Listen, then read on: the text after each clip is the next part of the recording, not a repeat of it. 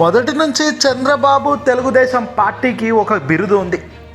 నమ్మిన వాళ్ళను పచ్చిగుడ్డతో గొంతుకొస్తారని. ఎప్పుడు ఎవరిని మోసం చేస్తారో చంద్రబాబు తెలుగుదేశం పార్టీ గతం చరిత్రనే చెబుతుంది.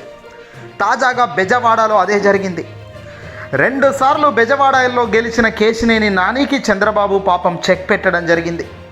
ఆయన స్థానంలో నాని తమ్ముడు చిన్నికి ఎంపీ టికెట్ ఇవ్వాలని డిసైడ్ అవ్వటం, అంతేకాదు పార్టీ వ్యవహారాల్లో ఎక్కువగా జోక్యం చేసుకోవద్దని కూడా చెప్పడంతో నాని రాజకీయ కెరియర్ ముగింపు పలికిందిక.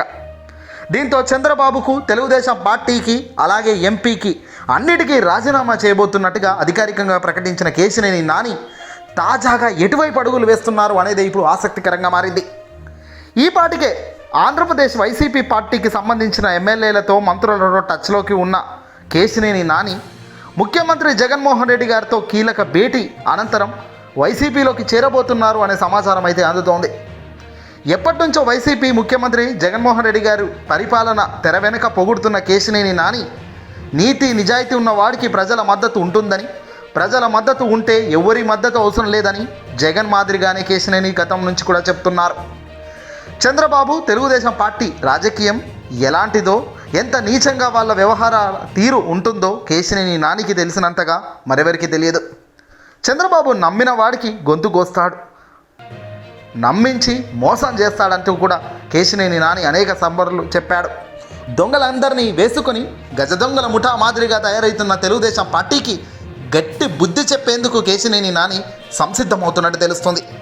త్వరలో ఏపీ సీఎం జగన్మోహన్ రెడ్డి గారితో భేటీ అనంతరం వైసీపీలో కండువ కప్పుకునే ఛాన్స్ కనబడుతుందంటూ కేశినేని వర్గాల నుంచి వస్తున్న టాక్. టీడీపీకి గుడ్ బై చెప్పిన అనంతరం ఎంపీకి ముందుగా రాజీనామా చేస్తా, ఆ తర్వాత టీడీపీ పార్టీకి సభ్యత్వానికి రాజీనామా చేసి పారేస్తా, నా అవసరం మీకు లేనప్పుడు అసలు నేనెందుకు ఇక మీకు అంటూ కేశినేని నాని చాలా ఘాటుగానే రియాక్ట్ అయ్యారు. అనంతరం ఆంధ్రప్రదేశ్ సీఎం జగన్మోహన్ రెడ్డి గారితో కేశినేని నాని మీట్ అవుతున్నట్టుగా తెలుస్తుంది. ఎప్పుడు తేదీ ఇంకా ఖరారు కాలేదు. కేశినేని నాని వైసీపీలోకి ముహూర్తం ఖరారైనట్టుగా తెలుస్తుంది.